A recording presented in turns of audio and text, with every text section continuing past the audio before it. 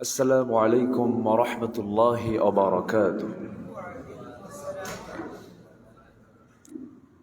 إن الحمد لله الأكرم الذي خلق الإنسان وكرم وعلمه من البيان ما لم يعلم، فسبحان الذي لا يحصى امتنانه باللسان ولا بالقلم. نشهد أن لا إله إلا الله وحده لا شريك له، ونشهد أن سيدنا وحبيبنا ومولانا محمدا عبده ورسوله الذي أرسله بالحق بشيرا ونذيرا وداعيا إلى الله بإذنه وسراجا منيرا. فقد قال الله تعالى في كلامه المجيد وفرقانه الحميد: أعوذ بالله من الشيطان الرجيم، بسم الله الرحمن الرحيم. إن الله وملائكته يصلون على النبي يا أيها الذين آمنوا صلوا عليه وسلموا تسليما. اللهم صل على محمد وعلى آل محمد كما صليت على إبراهيم وعلى آل إبراهيم إنك حميد مجيد. اللهم بارك على محمد وعلى آل محمد كما باركت على إبراهيم وعلى آل إبراهيم إنك حميد مجيد.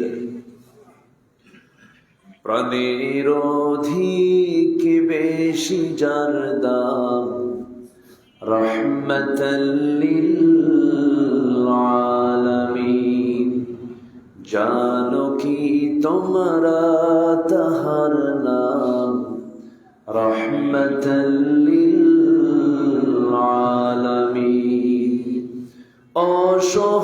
অসহায়ের বুকে যে জন গোপনে করে সওয়ার, দুরুদ পড়ে সুবহে ও শাম রহমতাল লিল আলামিন। গরিবের আহার দিতেন নিজে হয়ে রোজাদার, নিয়মর ভালোবাসার খাম রহমতাল লিল আলামিন। জানো কি তোমরা তাহার নাম রহমতাল লিল আলামিন। সবাই বলি সাল্লাল্লাহু আলাইহি ওয়াসাল্লাম।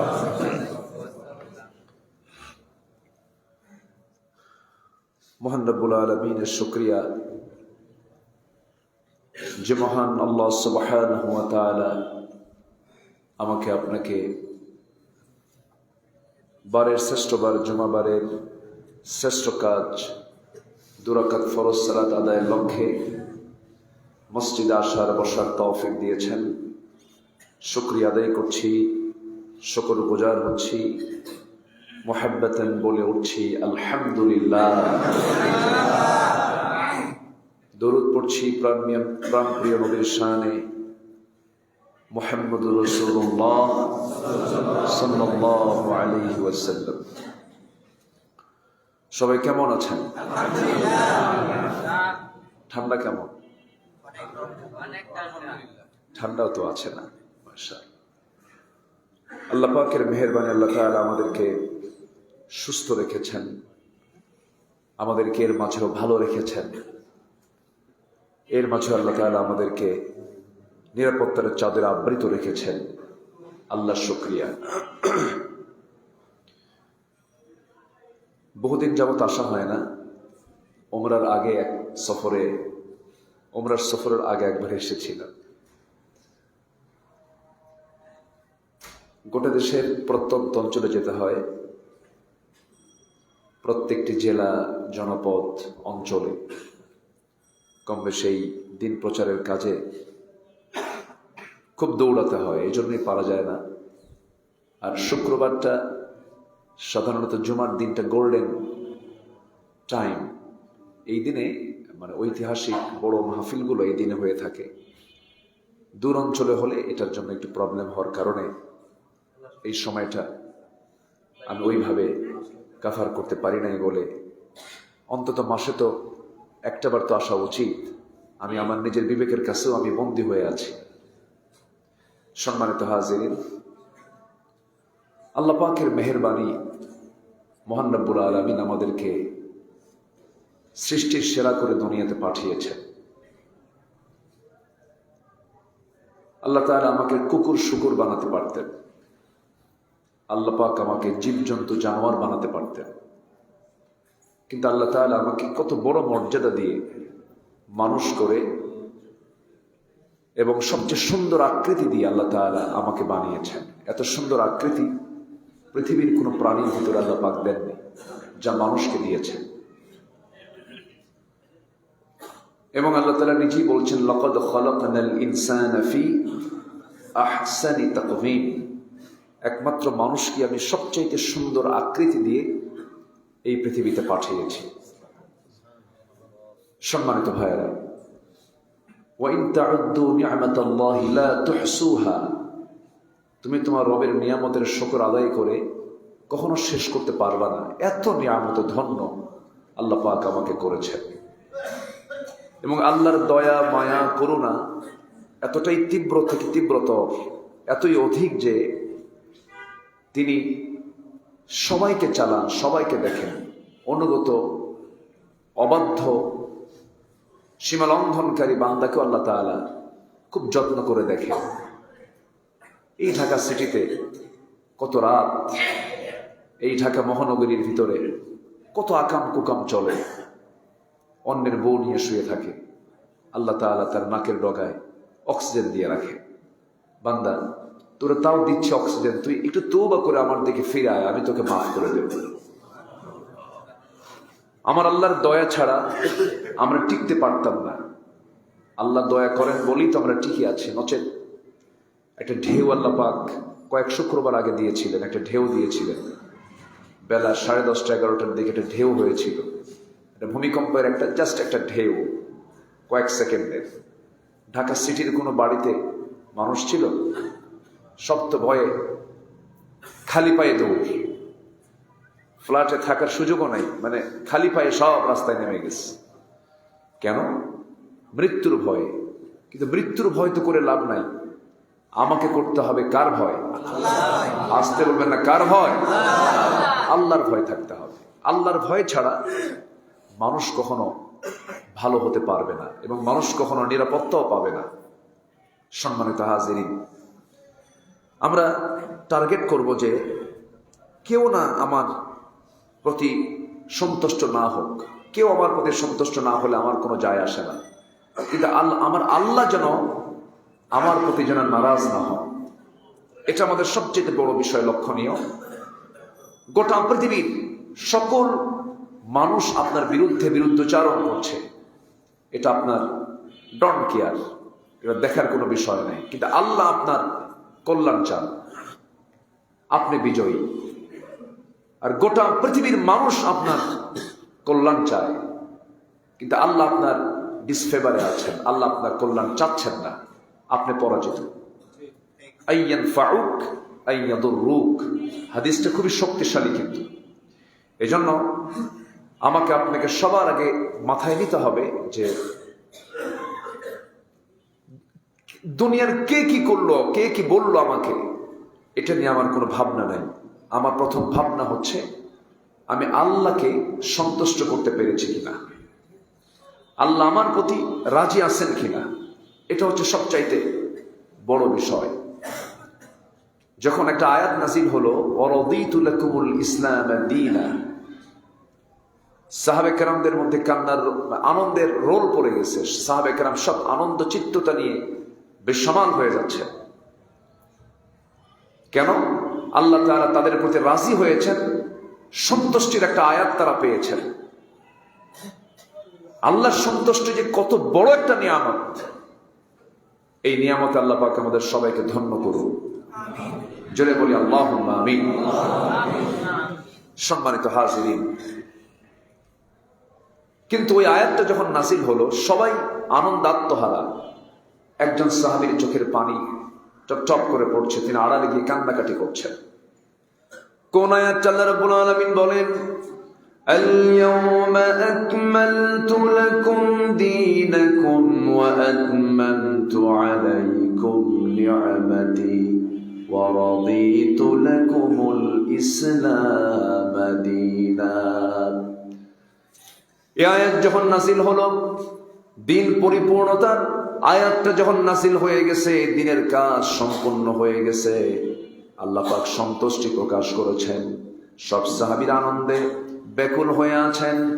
বয়োবৃদ্ধ, জ্ঞানবৃদ্ধ, গভীর পণ্ডিত, গভীর জ্ঞানে জ্ঞানবান সাইয়েদনা আবু বকর সিদ্দিক রাদিয়াল্লাহু তাআলা আনহু একটা কোনায় চলে গেলেন, আড়ালে চলে গেলেন, ডুকরে ডুকরে কাঁদতেছেন তিনি। তার কান্না দেখে সাহাবীরা কয়েকজন গিয়ে বলছে, ভাই আবু বকর কান্দো কেন, কি হয়েছে তোমার?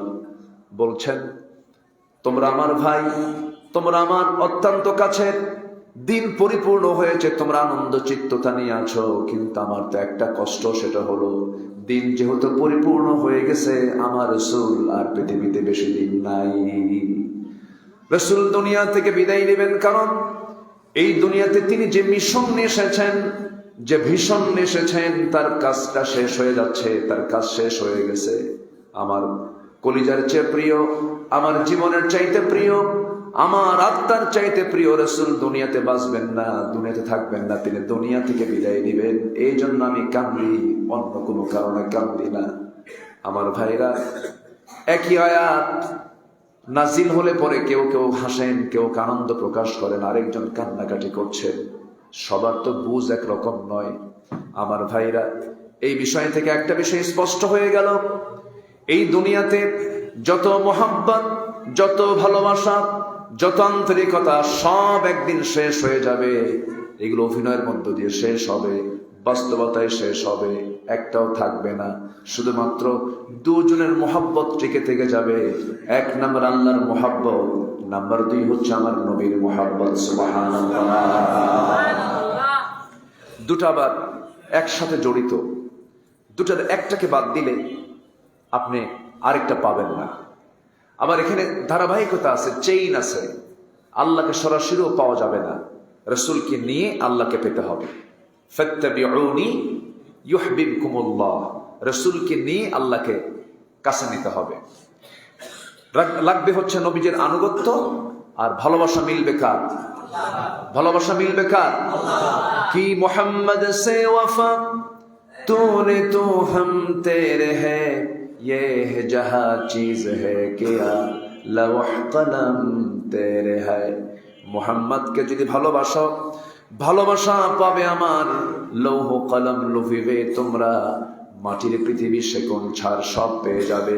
শুধুমাত্র জীবনের শুধু 1% নয়, 100% যার আনুগত্য দরকার, তিনি অন্য কেউ নন, তিনি হচ্ছেন আমার আল্লাহর পক্ষ থেকে উসওয়ায়ে হাসানা সিলেকশন করে দেওয়া সেই রাসূল মুহাম্মদ সাল্লাল্লাহু আলাইহি ওয়াসাল্লাম। আমার বন্ধুগণ, আমার ভাইরা, এক কথায় আমি যেদিকে ইঙ্গিত করতে চাচ্ছি, আমরা কাউকে পেতে চাই না, আমরা সর্বপ্রথম পেতে চাই, আমরা আমাদের রবকে পেতে চাই। কাকে পেতে চাই বলেন?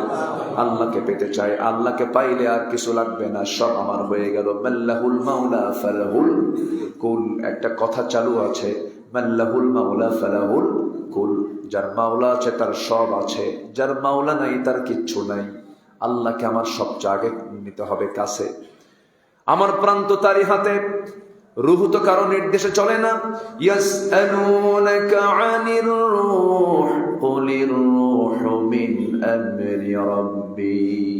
হে রাসূল, আপনাকে রূহ সম্পর্কে প্রশ্ন করবে, আপনি বলে দেন রূহ তো কারো নির্দেশে চলে না, এটা আমার নির্দেশে চলে। এই প্রাণ পাখি আল্লাহর নিয়ন্ত্রণে, এই অচিন পাখি আল্লাহর নিয়ন্ত্রণে। যখন ডাক পড়ে যাবে বিআইয়াউদিন তামুত, তুমি জানো না কোন জমিনে তোমার মৃত্যু হয়ে যাবে। এই জন্য আমার বন্ধুগণ, আমার সবচেয়ে প্রিয় জিনিস চাই, প্রাণটা যার হাতে তার কাছেই তো আমার মোহব্বত সঁপিয়ে দিতে হবে সবার আগে। ইমানদার কারা?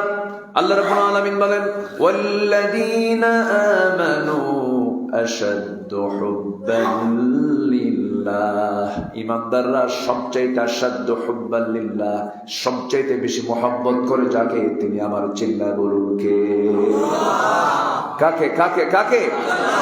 আল্লাহ। এই পৃথিবীর কোনো কাজে প্রশান্তি নাই,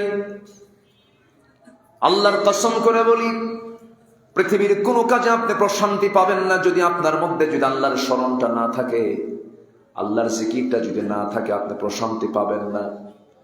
আল্লাহ রাব্বুল আলামিন বলেন, আলা বিযিকরিল্লাহি তাতমাইন্নুল কুলুব। সাবধান, ডিপ অ্যাটেনশন গ্রেবার। আল্লাহ পাক সাবধান করে বলছেন। আমরা বলি না এই যে সাবধান হও, বলি না আমরা? আল্লাহ বলছেন আলা, ডিপ অ্যাটেনশন গ্রেবার। আল্লাহ পাক সাবধান করে বলছেন হৃদয়ের প্রশান্তির জন্য। সূরা রাদের 28 নম্বর আয়াত আল্লাহ রাব্বুল আলামিন বলেন, হৃদয়ের যদি প্রশান্তি পেতে চাও তাহলে সাবধান, তোমরা জেনে রাখো হৃদয়ের প্রশান্তি 100% মিটে যাবে যখন তোমার মধ্যে আল্লাহর জিকিরটা যখন বসে যাবে। জোরে বলি সুবহানাল্লাহ। জিকির যদি না বসে তাহলে কি হবে? আল্লাহ রাব্বুল আলামিন ফলাফল দিয়ে দিয়েছেন, ওয়ামান আ'রাদা আন যিকরি ফাইন্না লাহু মাঈশাতান দানকা ওয়া নাহশুরুহু ইয়াওমাল কিয়ামাতি আ'মা ক্বালা রাব্বি লিমা হাশারতানি আ'মা ওয়া ক্বাদ কুনতু বাসীরা। আমার জিকির থেকে, আমার স্মরণ থেকে যে বান্দা নিজেকে গুটিয়ে রাখবে, আমি তার জন্য দুটো জিনিস করে দেব। দুনিয়াতে হবে সে, দুনিয়াতে তার জীবনটা সংকীর্ণ হয়ে যাবে, শান্তি পাবে না, প্রশান্তি পাবে না, অশান্তির আগুনে দাও দাও করে জ্বলবে। টাকা মিলবে, শান্তি মিলবে না, পরিবার মিলবে, শান্তি মিলবে না। শান্তির জন্য একমাত্র ধারণা দিতে হবে কেবলমাত্র কার কাছে? আসতে বলবেন না, কার কাছে? আল্লাহর কাছে। এই জন্য আল্লাহ রাব্বুল আলামিন বলেন, আমার জিকির থেকে যে বান্দা নিজেকে গুটিয়ে রাখবে, আমি তার জন্য দুনিয়ার জীবনকে সংকীর্ণ করে দেব। ওমান আ'রাদা আন যিকরি ফাইন্না লাহু মাঈশাতান দানকা ওয়া নাহশুরুহু ইয়াওমাল কিয়ামাতি আ'মা। এবং তাকে কিয়ামতের দিন আমি তাকে অন্ধ করে তুলব, অন্ধ করে সে উঠবে সেই দিন। অথচ সেই বান্দা বলবে, আমি তো চক্ষুওয়ালা ছিলাম, ওয়াকাদ কুনতু বাসীরা, আমি তো চক্ষুওয়ালা ছিলাম কিন্তু আজকে আমি কেন অন্ধ? আল্লাহ বলবেন, আমি তোকে আমার জিকির দিয়েছিলাম, আমি তোকে আমার নামাজ দিয়েছিলাম, তুই নামাজ পড়স নাই, তুই আমার কালামের জিকির করিস নাই, ব্যবসা করতে নিয়ে আমার আইন কানুন মেনে চলিস নাই, রাজনীতি রাষ্ট্রনীতি করতে নিয়ে আমার বিধিবিধান ক্যাঙ্কার করেছিস। বান্দা, তুই যেমন আমাকে ভুলে গিয়েছিলি দুনিয়াতে, ওয়াকাযালিকাল ইয়াউমা তুনসা, আজকে আমি তেমনই ভুলে গেলাম। আল্লাহ যদি সেই দিন ভুলে যান, আমার এই আয়াতটা আমাকে খুবই ভাবায়। আমাকে আমি খুব ভেবে আমি আবেগ আপ্লুত হয়ে পড়ি যখন এই আয়াতটা আমি যখন পাই। ওয়াকাযালিকাল ইয়াউমা তুনসা, তুই আমাকে ভুলে গিয়েছিস, আমিও তোকে আজকে ভুলে গেলাম। যা, সেই হাসরের সেই কঠিন দিন আল্লাহ যদি আমাকে ভুলে যান, বলেন তো আমার কোন উপায় আছে? আমি কাকে ধরবো ভাই বলেন? আল্লাহ বলছেন, বান্দা, আমার জিকির থেকে তুই ভুলে যাস না, তুই আমাকে স্মরণ কর, আমাকে মনে কর, আজান শুনলে মসজিদে আয়, সময়টা নষ্ট করিস না। প্রত্যেকটা সেকেন্ডের মূল্য আমাকে দিতে হবে একদিন। আল্লাহ সবগুলো পাই টু পাই হিসাব নেবেন কার কাছ থেকে? আমার কাছ থেকে, বান্দার কাছ থেকে আল্লাহ পাক সব নিয়ে নেবেন। সম্মানিত ভাইয়েরা, এই আধুনিক দুনিয়াতে কত সমস্যা। আজকের মানুষ, এই দুনিয়ার মানুষ, টাকা আছে প্রশান্তি নাই, বন্ধু আছে আত্মার সঙ্গ নাই, বিনোদন আছে প্রশান্তি নাই। মনোবিজ্ঞানের জন্য স্বীকার করছে over thinking can not be cured by more thinking, it needs a higher connection. এই দুনিয়ার এই সমস্ত কিছু দিয়া বান্দার কোনোদিন প্রশান্তি মিলবে না। এর জন্য একটা হায়ার কানেকশন দরকার, একটা উচ্চ সংযোগ দরকার। উচ্চ সংযোগ কোনো কিছু নয়, সেটা হলো আলা বিযিকরিল্লাহি তাতমাইন্নুল কুলুব। সাবধান, সেই বড় কানেকশনটা হলো আল্লাহর সাথে বান্দার সম্পর্ক। জোরে কোন সুবহানাল্লাহ। আমার বন্ধুগণ, মোবাইল খুবই দামি, একদম লেটেস্ট আপডেট মোবাইল কিনলেন, কিন্তু চার্জ নাই। কোনো দাম আছে নাকি? আসতে কবেন না, কোনো দাম আছে নাকি? আপনার কোনো কিছুর দাম থাকবে না যদি ওই মোবাইলের যদি চার্জ না থাকে। আপনি ওই দামি মোবাইল কিনে তেমন কোনো লাভ হবে না। ঠিক তেমনই যে বান্দার মধ্যে ইমানের যেটা চার্জ আর যেটা জিকির যেটা নাই, সেই ইমানের কোনো মূল্য নাই। আমরা সুন্দর করে আল্লাহকে স্মরণ করব, এক সময় না সব সময়, সেকেন্ডে সেকেন্ড আর মিনিটে মিনিটে, প্রত্যেকটা শ্বাস প্রশ্বাসে, প্রত্যেক শ্বাস প্রশ্বাসে আমার দায়িত্ব হচ্ছে কার জিকির করা, কার স্মরণ করা। একজন সাহাবীর কথা মনে হলো, বলি? সময় আছে তো বলবো? আমি তো আবার একটু সময়ের দেখি একটু আমার খেয়াল কম, আমি একটু পাগলা টাইপের, একটু বেখেয়াল হয়ে যায়। অনেক মুসল্লি পরে একটু আবেগ আপ্লুত হয়ে বলেন, হুজুর সময় তো অন্যদিকে চলে গেল, বহু সময় চলে গেল। আমি সঠিক সময় আজকে ছেড়ে দেবো ইনশাআল্লাহ, ভয় পাবেন না, আমার ভয় পাওয়ার কোনো কারণ নাই। তো একজন সাহাবীর কথা মনে হলো আমার, সাইয়েদনা ওমর ফারুক রাদিয়াল্লাহু তাআলা আনহু। আসলে এনারাই তো আমাদের অনুপ্রেরণা। আমরা কার্ল মার্কসের দিকে, মাও সেতুংয়ের দিকে, লেনিনের দিকে দৌড়াই, এগুলো সব অসভ্যতা। আমাদের দৌড়াতে হবে হচ্ছে খোলাফায়ে রাশিদিনদের দিকে, আমাদের দৌড়াতে হবে হচ্ছে সভ্যতার অগ্রনায়ক আম্বে কেরামদের দিকে। আমরা কার্ল মার্কসের দিকে যাই, মাও সেতুংয়ের দিকে যাই, লেনিনের দিকে চলে যাই, এগুলো ব্যর্থতা, এগুলো পচা বস্তা। পৃথিবীর সমস্ত তৈরি করা আইন হচ্ছে ইসলামকে ধ্বংস করার জন্য পচা বস্তায়।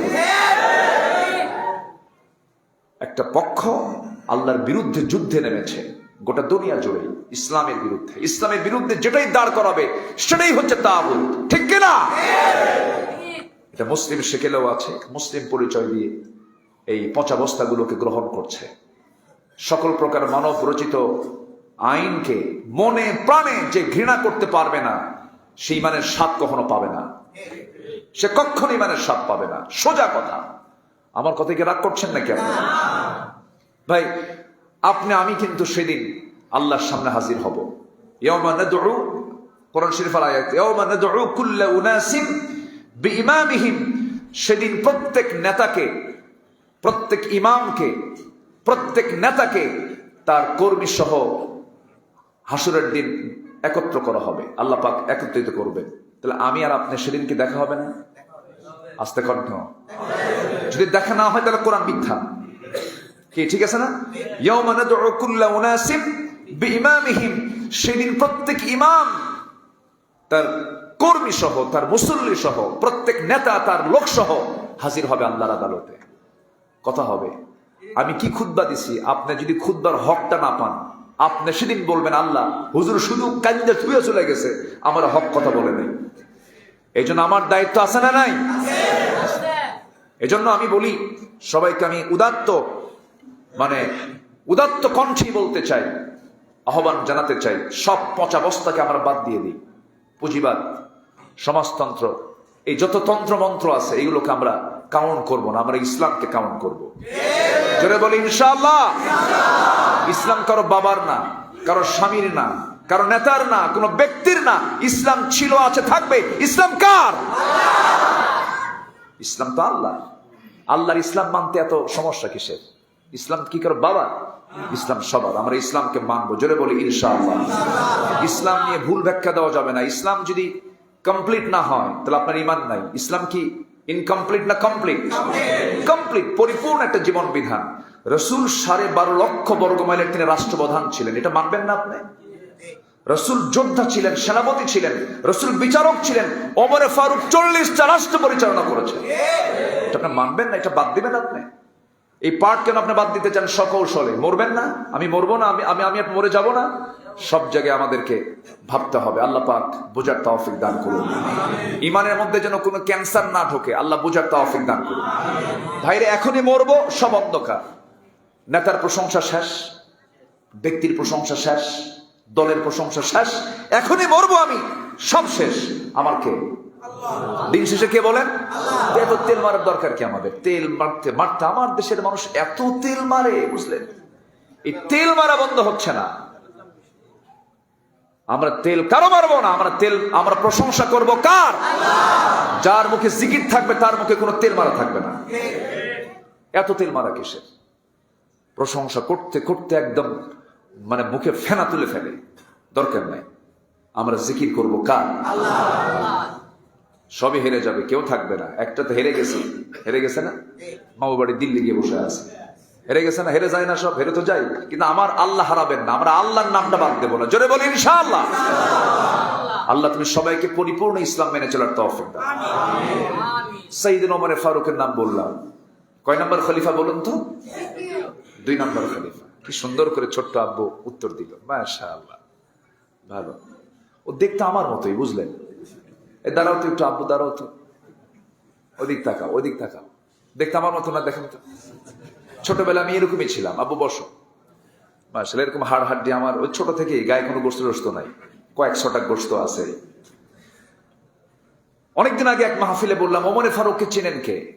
এরকম ছোট্ট একটা ছেলে, প্রায় 20 বছর আগে হবে, একটা ছেলে দাঁড়ায় বলে, হুজুর আমি ওমরে ফারুককে চিনি। কে? আমাদের বাড়ির দোতলায় ভাড়া থাকে।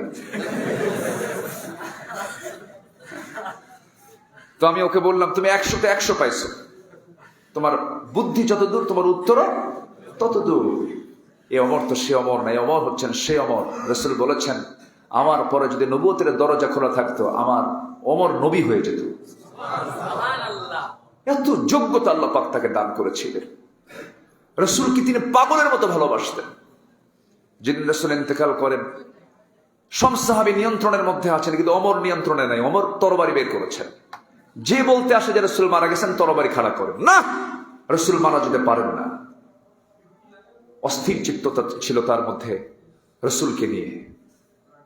তিনি সারা জীবন দোয়া করেছেন মদিনায় বসে, আল্লাহ আল্লাহুম্মা রযুকনি শাহাদাতান ফি সাবিলিক ওয়াজআল মাউতি ফি বালাদি রাসূলিক। হে আল্লাহ, তুমি আমাকে শহীদের দরজা দিবা এবং ওয়াজআল মাউতি ফি বালাদি রাসূলিক, নবীর শহরে আমার মৃত্যু দিবা।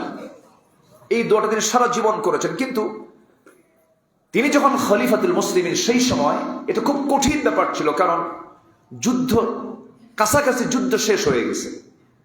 এখন যুদ্ধ যদি হয়, অন্য একটা দেশ হতে পারে, অন্য অঞ্চল হতে পারে, কিন্তু মদিনার আশেপাশে আর যুদ্ধ হওয়ার কোনো সম্ভাবনা নাই, বিজয় হয়ে গেছে সব। কিন্তু উনি দোয়া করেছেন, আল্লাহ তুমি আমাকে শহীদি মওত দিবা আর মদিনার শহরে আমার মৃত্যু দিবা। প্রেক্ষাপট ভৌগোলিক ভাবে এটা ডিসফেভার হচ্ছে দোয়াটা, কিন্তু আল্লাহ তাআলা ওই দোয়াটাও তার কবুল করে নিয়েছেন। কেমন করে দেখেন, সিরাত গ্রন্থে এসেছে, তিনি দুনিয়া থেকে বিদায় নেবেন। বিদায় লগন যখন চলে এসেছে, তিনি করলেন কি? ফজরের নামাজ পড়ার জন্য মসজিদে নববীর মধ্যে ঢুকলেন, নামাজে দাঁড়ায় গেছেন। প্রথম রাকাত সুন্দর করে আদায় করেছেন। দ্বিতীয় রাকাতে নামাজ পড়তে নিয়া রুকুতে যাওয়ার সঙ্গে সঙ্গে আবু লুলু মাজুসি নামক এক অগ্নি পূজক তার ডান পাশে পেটের মধ্যে ছুরিকাঘাত করেছে। ছুরি যখন মেরে দিয়েছে, বিষাক্ত ছুরি, বিষ মিশ্রিত ছুরি যখন মেরে দিয়েছে, চাকু যখন মেরে দিয়েছে, অতটা তিনি ধরাশয়ী হন না, উঠে দাঁড়ায়ছেন। ওই সময় পর্যপরি শক্ত করে ধরে তল পেটে আরো 2টা স্টেপ মেরে দিয়েছে। 2টা মারার সঙ্গে সঙ্গে কিছু ভুঁড়ি বের হয়ে আসছে, আর তার সেন্স থাকে নাই, সঙ্গে সঙ্গে সেন্সলেস হয়ে জমিনে পড়ে গেলেন। ফজর নামাজটা সম্পূর্ণ হলো না। কয়েক ঘন্টা পর তার সেন্সটা ফিরে আসলো। ফিরে আসার সঙ্গে সঙ্গে তিনি বলছেন তার ছেলেকে দেখে, আব্দুল্লাহ, আমার জন্য পানি আনো তো। তাড়াহুড়ো করে কান্নায় ভেঙ্গে পড়েছিল। আব্দুল্লাহ এক গ্লাস পানি নিয়ে এসে তার সামনে বলছেন, আব্বা এই যে পানি পান করুন। এবার বলছে, কলিজার টুকরা আব্দুল্লাহ রে, পান করার জন্য পানি চাই নাই, ওযুর জন্য পানি চেয়েছি, নামাজ তো আমার হয় নাই। জিকির, এটার নাম কি বলেন? ভুঁড়ি বের হওয়া একজন মানুষ, নামাজ হয় নাই, পেরেশান হয়েছেন। সেন্স ফেরার সঙ্গে সঙ্গে বলছেন, আমার তো নামাজ হয় নাই, ওযুর পানি দিয়ে দাও। ওযুর পানি দিতেন, ওযু বানালেন, পেটের মধ্যে গামছা বাঁধলেন, দাঁড়িয়ে পড়ার চেষ্টা করলেন, পারলেন না। বসে বসে পারছেন না, ইশারা করে নামাজটা পড়লেন। নামাজ শেষ করার পরে এবার বলছেন, আব্দুল্লাহ কান্দো কেন? আব্বা ডাক্তার ডেকে আনছি। ডাক্তার চলে আসছে। ডাক্তার সামনে বসার পরে বলছে, আপনার জন্য এই যে এক গ্লাস দুধ দিলাম, দুধটা পান করুন। দুধটা টেনে পান করা শুরু করলেন, কিন্তু পান করবেন, কিন্তু দুধ পেটে থাকলো না, পুরি ফুটা হয়ে বাইরে বের হয়ে গেল। ডাক্তার জিহ্বায় কামড় মেরে বলছেন, রুগী কি বাঁচানো সম্ভব নয়? ওমরে ফারুকের মুখে হাস্যোজ্জ্বল চেহারা ফুটে উঠেছে। তিনি হাসতে হাসতে বলছেন, ডাক্তার তুমি আমাকে বাঁচাবা কেমনে? আমার আল্লাহ আমার নাকের মধ্যে জান্নাতের ঘ্রাণ ঢুকায় দিয়েছে। আমি দুনিয়া থেকে বিদায় নিয়ে নেব। আমার সারা জীবনের প্রত্যাশা, সারা জীবনের নেক মাকসুদ আল্লাহ পাক আজকে আমার কবুল করে নিয়েছেন। আমি বড় ভাগ্যবান। কোন মুসলমান আমাকে আঘাত করে না, একজন অগ্নি পূজক আমাকে আঘাত করেছে। আমি রক্তাক্ত, আমি শহীদ হয়ে যাব, মদিনায় আমার মৃত্যু হয়ে যাবে। ডাক্তার যখন বের হয়ে যাচ্ছিল, ডাক্তারের পা জামার দিকে তাকায়া তিনি বলছেন, ডাক্তার এই দিকে ফিরে আসো, তোমার পা জামা কেন গিরার নিচে? তুমি কি জানো গিরার নিচে পা জামা যারা পড়বে, কিয়ামতের দিন লা ইয়ানজুরুল্লাহু ইয়াওমাল কিয়ামা, কিয়ামতের দিন আল্লাহ পাক তার দিকে তাকাবেন না। মৃত্যুর দুয়ারে উপস্থিত হওয়ার পরেও তিনি দাওয়াতি কাজ এক সেকেন্ডের জন্য বন্ধ করেন নাই। সুবহানাল্লাহ। আমার বন্ধুগণ, সাইয়েদনা ওমর ফারুক রাদিয়াল্লাহু তাআলা আনহু এবার করলেন কি? এবার বলছেন, আব্দুল্লাহ আমি যে কোনো মুহূর্তে দুনিয়া থেকে বিদায় নিয়ে নেব। আমার সারা জীবনের বড় শখ, আমি আমার নবীর পাশে ঘুমাতে চাই। কিন্তু নবী যে ঘরে নবীজি যে ঘরে ঘুম পাড়তেছেন, যে নবীজি যে ঘরে তাকে সমাহিত করা হয়েছে, সেই জায়গাটা হলো আম্মা জান আয়েশার জায়গা। আম্মা জান আয়েশা যদি আমাকে না দেন, তিনি যদি আমাকে না জায়গাটা দিয়ে দেন, আমি কেমন করে থাকবো? আব্দুল্লাহ তুমি আমার পক্ষ হয়ে আম্মা জান আয়েশার কাছে গিয়ে আমার কথাটা বলো, আমার প্রত্যাশার কথা বলো, আমার প্রাপ্তি, আমার চাওয়ার কথা বলো, আমার মন এটা চাচ্ছে। আব্দুল্লাহ গিয়ে যখন ওমর ফারুকের এই প্রস্তাবনা যখন তার সামনে দিলেন, তিনি কাঁদতে কাঁদতে বেকারার হয়ে বলছেন, অর্ধজানের খলিফা ওমরের মতো এমন একজন দামি মানুষ আমার কাছে সামান্য একটা জায়গা চাচ্ছে। আমি আয়েশা এই জায়গা না দিলে বড় কৃপণতার কাতারে চলে যাব। আমি আয়েশা আমার জায়গাটা আমি এই মুহূর্তে আমি ওমর ফারুককে দান করে দিলাম। যেরকম সুবহানাল্লাহ। এই তো মাত্র 3-4 মাস আগে গিয়েছিলাম, বহুবার গিয়েছি, আমার নবীজির কবর জিয়ারা করেছি। আমার নবীজির সাথেই দুজন শুয়ে আছেন। কয়জন? একজন আছেন ওমর ফারুক রাদিয়াল্লাহু তাআলা আনহু, আরেকজন কে? আবু বকর সিদ্দিক রাদিয়াল্লাহু তাআলা আনহু। ওখানে লেখাও আছে, এখানে কে আছেন, এখানে কে আছেন, এখানে কে আছেন। 3 জন ব্যক্তির নাম এখনো সুস্পষ্ট করে লেখা আছে, এবং উপরে লেখা আছে, লা তারফাউ আসওয়াতাকুম ফাওকা সাওতিন নবী সাল্লাল্লাহু আলাইহি ওয়াসাল্লাম। সম্মানিত ভাইয়েরা, আমার নবীজি সেখানে শুয়ে আছেন। আমি 3-4 মাস আগে গিয়েছিলাম, তো ওখানে একটা জায়গা আছে, আল্লাহ পাক তুমি সবাইকে যাওয়ার তৌফিক দিয়ে দাও। আমার রাসূল বলেছেন, মা বাইনা বাইতি ওয়া মিনবারি রাউদাতুম মিন রিয়াদিল জান্নাহ। আমার ঘর এবং আমার মিম্বার, এই মাঝখানের যে অংশটুকু, এটা হলো জান্নাতের টুকরা। জোরে বলে সুবহানাল্লাহ। কিসের টুকরা বলেন? জান্নাতের টুকরা। আমার রাসূল এই কথাটা বলেছেন। তা আমাদের সবারই টার্গেট থাকে যে ওই জায়গায় আমরা যাব। তা আমি রাত 3টার দিকে বের হলাম। অনলাইনে কাটতে হয়, বুকিং দিতে হয়, পাস নিতে হয়। রাত 3টার দিকে আমার ছেলেকে নিয়ে বললাম, চলো আমার নবীর বাড়ি দেখে আসি, বাড়ি মসজিদ এগুলো দেখে আসি। রওনা করলাম। মাত্র টাইম হলো 10 মিনিট, থাকতে দেয় না তো, সুরা মানে তাড়াতাড়ি বের করে দেয়, মানে ওটা একটা তো চেইন, ধারাবাহিকতা, থাকতে দেবেও না, থাকা উচিত না। তো আমি যখন ভিতরে ঢুকলাম, ঢোকার সঙ্গে সঙ্গে খুঁজতেছি আমার প্রবাসীরা কেউ আছে নাকি।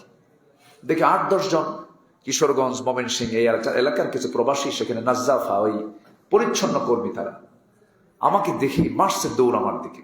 হুজুর আপনি আসছেন? খুব খুশি হলাম। 8-10 জন মিলে ওরা আমাকে, হুজুর কি করতে পারি? বললাম কি করতে পারি মানে এতটুকু আমি চাই আপনাদের কাছে, সেটা হলো আমি ফজর পর্যন্ত একটু এখানে থাকতে চাই, রাউদাতুম মিন রিয়াদিল জান্নাহ, আমি এখানে থাকতে চাই। তো ওরা 7-8 জন মিলে, 7-8 জন একসাথে চলে গেছে হলো ওখানকার অ্যাডমিনিস্ট্রেশন যিনি অফিসার, ওদের একটা নির্দিষ্ট ড্রেসও আছে, ইউনিফর্ম আছে, আমি পরে চিনতে পারছি। উপরে হলুদ একটা অ্যাপ্রন জাতীয় কি যেন পড়ে। তো তার কাছে গিয়ে আমার ব্যাপারে এমন বলছে, বুঝলেন, আমি তো কিচ্ছু না, মানে এমন পাম দিছে, বোঝেন নাই? আমার দেশের মানুষ তো পারে এটা, এমন বলছে, এটার ফলাফল যে এত রিয়াক্ট করবে, দৌড় মেরে এসে ওই অফিসার আমার হাতটা ধরে টেনে একদম প্রথম কাতারে, রাউদাতুম মিন রিয়াদিল জান্নাহর প্রথম কাতারের আমার নবীজির মাকবারার কবরের সাথে দেওয়ালের সঙ্গে প্রথম যে বসার জায়গাটা, ওখানে টান মেরে নিয়ে এসে ওখানে বসায় দিয়েছে। বসায় দিয়া ইনটেক একটা জমজম পানির বোতল আমাকে দিলেন, একদম ইনটেক, যেটা হাদিয়া দেয় তারা, এটা ওই 2 খাদিমুল হারামাইনের পক্ষ থেকে এটা দেওয়া হয়, দিল। এরপরে আজওয়া খেজুর, এরপর উদের কিছু মানে ওই যে কি বলে ধোঁয়া, কিছু আতর দিয়ে আমাকে ওখানে বসায় দিল, আপনি দোয়া করতে থাকেন। আমি বসে থাকলাম। আমি বাম দিকে ফিল করছি, বাম দিকে শুধু দেওয়ালটা পার হলেই 3 থেকে 4 হাত দূরে আমার রাসূল শুয়ে আছেন, এবং ডান দিকে তাকালি আমার নবীজির মিম্বারটা আমার চোখে ভেসে উঠছে, এবং একদম মানে যেটা মানে এত নিকটতম পরিবেশ আর যাওয়ার কোনো সুযোগ নাই। আমি যখন ফিল করছিলাম তখন আমার মনে হচ্ছিল আমার নবীজির দেহের যেন গন্ধ আমার নাকে এসে ধাক্কা খাচ্ছে। ডান দিকে তাকালে আমার নবীজি কত হেঁটেছেন এই দিক দিয়ে, কত চলাচল করেছেন এই দিক দিয়ে। আমি আবেগ আপ্লুত হয়ে শুধু একটা দোয়া করেছি সেদিন, আমি একটা দোয়া করেছি, সেটা হলো, আল্লাহ, কোন জমিনে মৃত্যু হবে আমি তো জানি না, তবে আমি কোন দিন মরবো আমি তো বলতে পারি না, তবে যেদিন মরে যাব তার একদিন আগে তুমি আমাকে মদিনায় পাঠায় দিবা। এই দোয়াটা করেছি। সম্মানিত ভাইয়েরা, সম্মানিত বন্ধুগণ, সকল আবেগ, সকল মোহাব্বত, সকল কিছু 2 জায়গায়, আল্লাহ এবং রাসূল। এই 2 জায়গা ছাড়া পৃথিবীতে কোথাও কোনো আবেগ নাই, কিচ্ছু নাই, সব প্রতারণা। ওয়ামাল হায়াতুদ দুনিয়া ইল্লা মাতাউল গুরুর। দুনিয়ার জীবনটা প্রতারণা ছাড়া কিচ্ছু নয়। আসুন না আমরা সেই জায়গাগুলোকে আমরা আমাদের প্রিয় জায়গা বানায় নেই, আল্লাহর জায়গা, নবীর জায়গা। আল্লাহ পাক আমাদের সবাইকে কবুল করুন। জোরে বলি আল্লাহুম্মা আমিন। আল্লাহ পাক সবাইকে 5 ওয়াক্ত নামাজি বানান। জোরে বলি আল্লাহুম্মা আমিন। আল্লাহর কত দয়া, এই ঠান্ডার ভিতরে কত কষ্ট হচ্ছে। অনেক বুড়া মানুষ, ওই পঞ্চগড়ে মাহফিল ছিল আমার 4 দিন না 5 দিন আগে, এত ঠান্ডার ঠেলায় 2 দাঁতের মাড়ি আমার কাঁপে। তো মাড়ি কাঁপলে কি ওয়াজ করা যায়? মাড়ি কাঁপতেছে, এত ঠান্ডা। আমরা আল্লাহর কাছে দোয়া করি, আল্লাহ তুমি অতি শীত থেকে আমাদেরকে বাঁচাও, অতি বৃষ্টি থেকে বাঁচাও, গজব থেকে বাঁচাও। আল্লাহ শুধু মানুষের প্রতি দয়া পরবশ না, আল্লাহ পাক সকল প্রাণীর প্রতিও দয়া পরবশ। জোরে কান সুবহানাল্লাহ। 40,000 মাইল দূরে, 40,000 কিলোমিটার দূরে এই পাখিগুলো আসে, অতিথি পাখি আমার দেশে আসে না? আসে। চলন বিল, হাকালুকি বিল, তারপরে বিভিন্ন চরাঞ্চলে এই পাখিগুলো চলে আসে। এই পাখির বাড়ি কি বাংলাদেশ? ওই সাইবেরিয়ান দ্বীপপুঞ্জ থেকে 40,000 কিলোমিটার দূর থেকে চলে আসে। মনে হয় ওদের পাসপোর্ট আছে। পাসপোর্ট আছে? পাসপোর্টও নাই। না আছে পাসপোর্ট, না আছে তাদের কোনো জিপিএস ট্র্যাকিং, কোনো কিছুই নাই তাদের। তারা আসে, আল্লাহ পাক তাদেরকে যেতে বলেছেন, আসতে বলেছেন। কেন? যে সময় তারা আসে সেই সময় ওই দেশের স্থানীয় আবহাওয়াটা হলো এতটাই মানে কি বলে ঠান্ডা, -15, -20 পর্যন্ত ঠান্ডা নেমে আসে। ওই পাখিগুলোর রক্তগুলো জমে ওরা মারা যাবে। আল্লাহ বলেন, পাখি তোরা এই জায়গায় থাকিস না, আমার বাংলাদেশে চলে যা। সুবহানাল্লাহ বলবেন না? যা বাংলাদেশে। আল্লাহ পাক পাখির মাথার ভিতরে প্রোটিন দিয়েছেন। ওই প্রোটিনগুলোকে ফলো করে ওই রাস্তাকে তারা মেপে চলে আসে।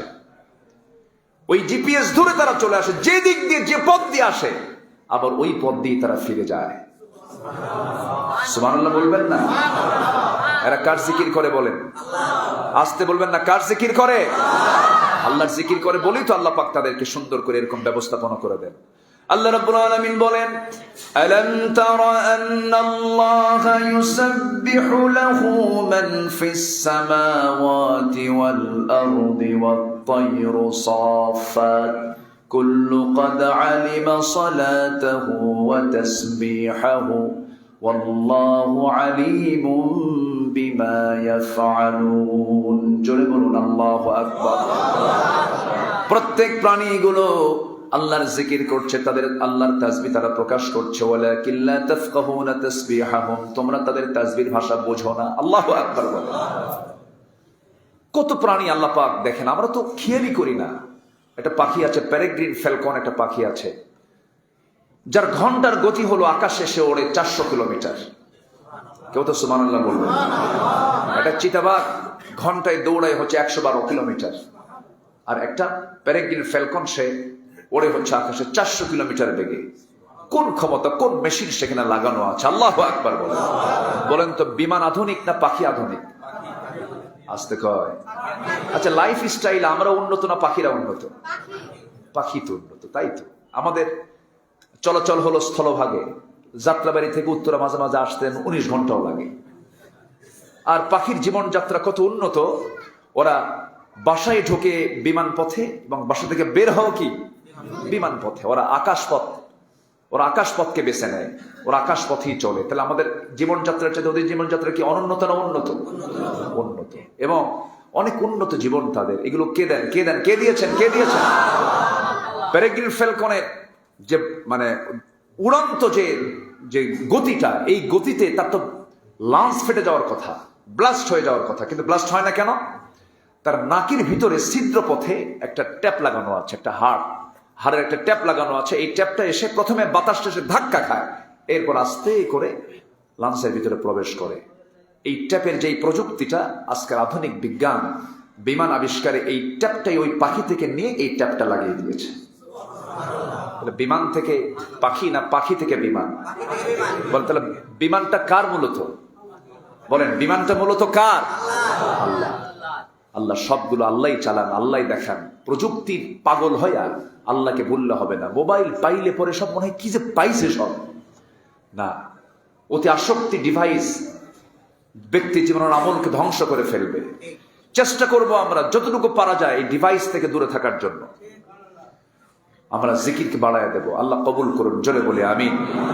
আমি আর কথা বাড়াবো না, সময় প্রায় শেষের দিকে। সম্মানিত হাজিরিন, সবার কুশলাদি একটু জানি।